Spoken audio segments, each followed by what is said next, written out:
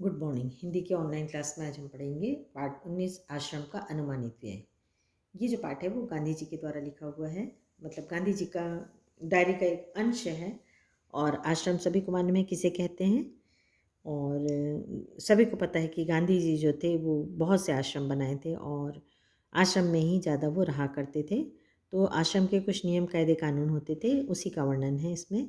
और साबरमती आश्रम सभी लोगों ने सुने होंगे, तो वो गांधी जी का एक बहुत प्रसिद्ध आश्रम है। चलिए हम पढ़ते हैं इस लेसन का। आरंभ में संस्था मतलब आश्रम में 40 लोग होंगे, कुछ समय में इस संख्या के 50 हो जाने की संभावना है। तो गांधी जी कहते हैं पहले पहले शुरू में 40 थे, अब धीरे धीरे 50 लोगों के आने की संभावना है। हर महीने औसतन 10 अतिथियों के आने की संभावना है। इनमें 3 या 5 सपरिवार होंगे।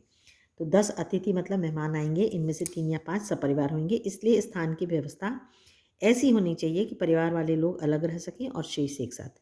तो जिनकी फैमिली है उनको अलग अलग रखने की व्यवस्था, और बाकी एक साथ रहेंगे। इसको ध्यान में रखते हुए 3 रसोई घर हों और मकान कुल 50,000 वर्ग फुट क्षेत्रफल में बने तो सब लोगों के लायक जगह हो जाएगी। तो ये आश्रम बनने के पहले उसकी कल्पना की जा रही थी कि किस तरीके से उसका विचार किया जा रहा था, कैसे बनाया जाए। इसके अलावा 3,000 पुस्तकें रखने लायक पुस्तकालय और अलमारियां होनी चाहिए। कम से कम 5 एकड़ ज़मीन खेती करने के लिए चाहिए, जिसमें कम से कम 30 लोग काम कर सकें। इतने खेती के औजार चाहिए, इसमें कुदालियों, फावड़ों और खुरपों की ज़रूरत होगी। दक्षिण अफ्रीका से लौटकर गांधी जी ने अहमदाबाद में एक आश्रम की स्थापना की। उसके प्रारंभिक सदस्यों तथा सामान आदि का विवरण इस पाठ में है। ये आपको इसमें बताया गया है। तो दक्षिण अफ्रीका से जब लौटे गांधी जी तो अहमदाबाद में आश्रम बनाने वाले थे, उसके पहले उसकी कार्य योजना थी। बढ़ईगिरी के निम्नलिखित औजार भी होने चाहिए: 5 बड़े हथौड़े, 3 बसूले, 5 छोटी हथौड़ियाँ, 2 एरन,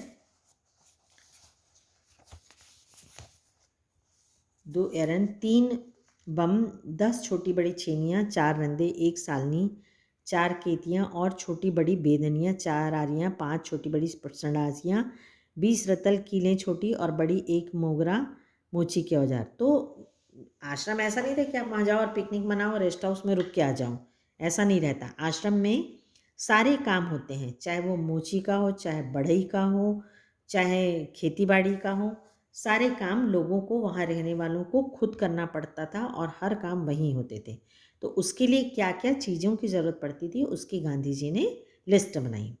मेरे अनुमान से इन सब पर कुल 5 रुपया खर्च आएगा। अब 5 रुपये में तो एक आपको कुरकुरे का पैकेट आता है। तो ये जो लेसन है मेरे ख्याल से बहुत ही पुराना है। तो ये सारी चीज़ें 5 रुपये में आ जाएंगी। तो आप हम कल्पना करके भी हमें कल्पना में भी हम कल्पना नहीं कर पा रहे हैं कि 5 रुपये में इतना सामान आएगा। तो वो ज़माना था जब सस्ते का ज़माना था। लेकिन हाँ, ये बात है कि उस समय 5 रुपये की वैल्यू भी बहुत थी। अब तो 5 रुपये की कोई वैल्यू नहीं है। रुपया सस्ता हो गया है और चीज़ें महंगी हो गई। उस समय रुपया महंगा और चीज़ें सस्ती थी। स्टेशन दूर होगा तो सामान रसोई के लिए आवश्यक सामान पर 150 रुपये खर्च आएगा। स्टेशन दूर होगा तो सामान को या मेहमान को लाने के लिए बैलगाड़ी चाहिए। तो उस समय मेरे ख्याल से इतने व्हीकल नहीं रहते होंगे, तो आना जाना किससे संभव होता था? बैलगाड़ी। वो ज़माना भी अच्छा था। अब तो आप देखिए, रोज़ ही आप न्यूज़पेपर में पढ़ते होंगे या फिर न्यूज़ में सुनते होंगे कि पेट्रोल के दाम और डीजल के दाम कितने महंगे हो रहे हैं। तो ज़माना अच्छा था कि जब लोग बैलगाड़ी जाते थे, ना पेट्रोल का ना डीजल का झंझट होता था। मैं खाने का खर्च 10 रुपये मासिक प्रति व्यक्ति लगाता हूँ। मतलब एक आदमी के खाने में कितना पैसा खर्च लगेगा? 10 रुपया। मैं नहीं समझता कि हम यह खर्च पहले वर्ष में निकाल सकेंगे। वर्ष में औसतन 50 लोगों का खर्च 6,000 रुपये आएगा। मुझे मालूम है कि प्रमुख लोगों की इच्छा यह है कि अहमदाबाद में यह प्रयोग 1 वर्ष तक किया जाए। यदि ऐसा हो तो अहमदाबाद को ऊपर बताया गया सब खर्च उठाना चाहिए। मेरी मांग तो यह भी है कि अहमदाबाद मुझे पूरी ज़मीन और मकान सभी दे दे तो बाकी खर्च मैं कहीं और से या दूसरी तरह जुटा लूँगा। अब चूँकि विचार बदल गया है, इसलिए ऐसा लगता है कि 1 वर्ष का या उसमें कुछ कम दिनों का खर्च अहमदाबाद को उठाना चाहिए। यदि अहमदाबाद 1 वर्ष के खर्चे का बोझ उठाने के लिए तैयार ना हो तो ऊपर बताए गए खाने के खर्च का इंतज़ाम मैं कर सकता हूँ। तो गांधी जी का कहना है कि यदि पूरा खर्च ना उठाए तो कुछ उठाए, और खाने का इंतज़ाम कौन करेगा? गांधी जी स्वयं करेंगे। चूँकि मैंने खर्च का अनुमान जल्दी में तैयार किया, इसलिए यह संभव है कि कुछ मदें उसमें छूट गई हों। मदें मतलब कुछ चीज़ों की। इसके अतिरिक्त खाने के खर्च के सिवा मुझे स्थानीय स्थितियों की जानकारी नहीं है, इसलिए मेरे अनुमान में भूल भी हो सकती है।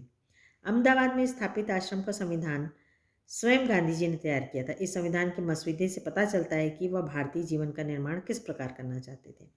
यदि अहमदाबाद से अपन खर्च उठाए तो विभिन्न मदों में खर्च इस तरह होगा: किराया, बंगला और खेती की ज़मीन, किताबों की अलमारियों का खर्च, बढ़ई के औजार, मोची के औजार,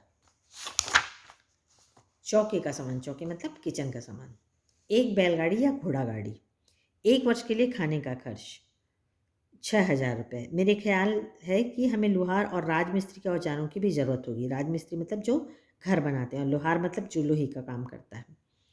दूसरे बहुत से औजार भी चाहिए, किंतु इस हिसाब से मैंने उसका खर्च और शिक्षण संबंधी सामान का खर्च शामिल नहीं किया है। शिक्षण के सामान में 5-6 देशी हाथकरघों की आवश्यकता होगी।